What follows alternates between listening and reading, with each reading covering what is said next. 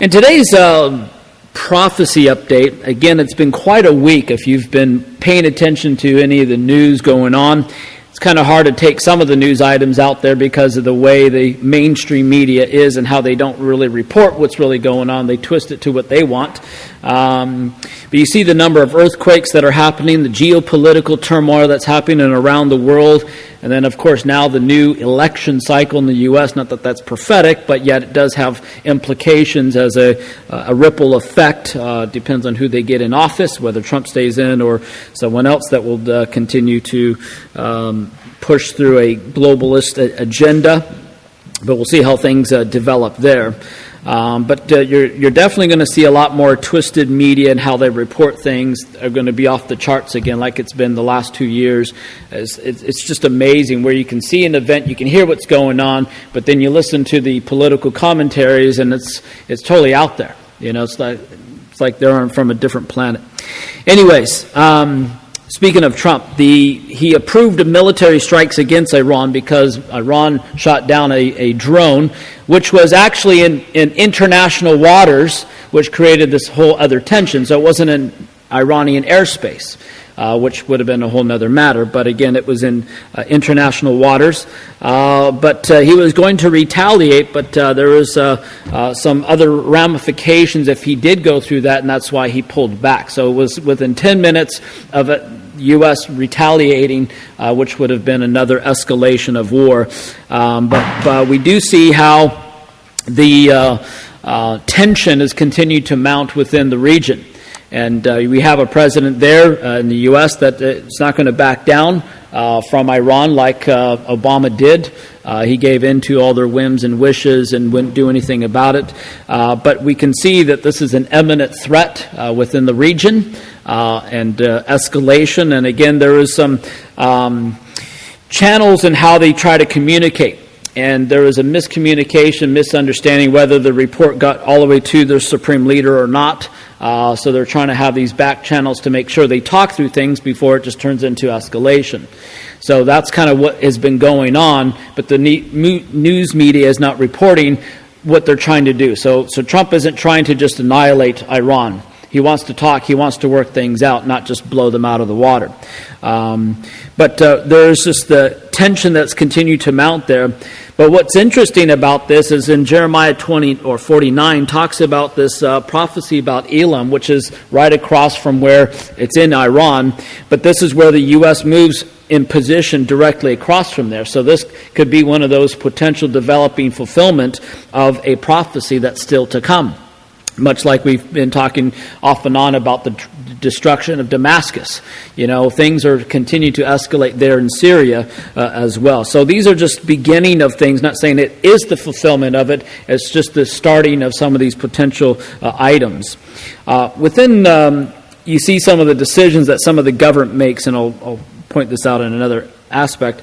But we've mentioned this several times before, how certain countries or certain airlines would not name Israel on a map. New Zealand immigration minister apologizes for official map excluding Israel, but they specifically put Palestine in there. That's not that's deliberate. It's not an accident when it comes down to it. So you can see the policies with so many countries and people specifically putting Palestine there versus Israel. So, he apologized for it, but at the same time, this isn't an accident. You have to deliberately be putting that in there, and then you publish it. So it's one of those interesting anti-Semitic, hatred toward Israel direction. Also, speaking of government, within the U.S., there's this Alaskan government that, again, they open the doors to satanic members to open up their council chambers in prayer to Satan, which is just dumbfounding why you would do this.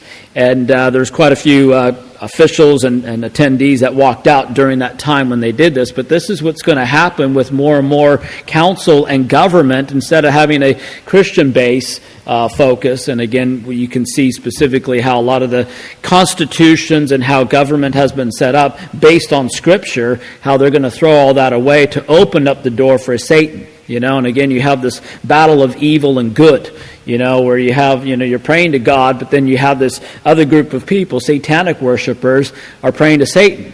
So it's like, what's going on here? You see the confusion, you see the tension that's mounting, but you're seeing more and more governments are placating to just a handful of people.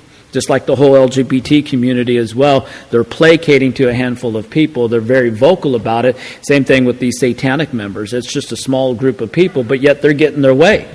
They're letting their push the government and people out there. So it's going to be more intense as we're going to see that developing around the world, because people want their freedom of religion and freedom from religion as well.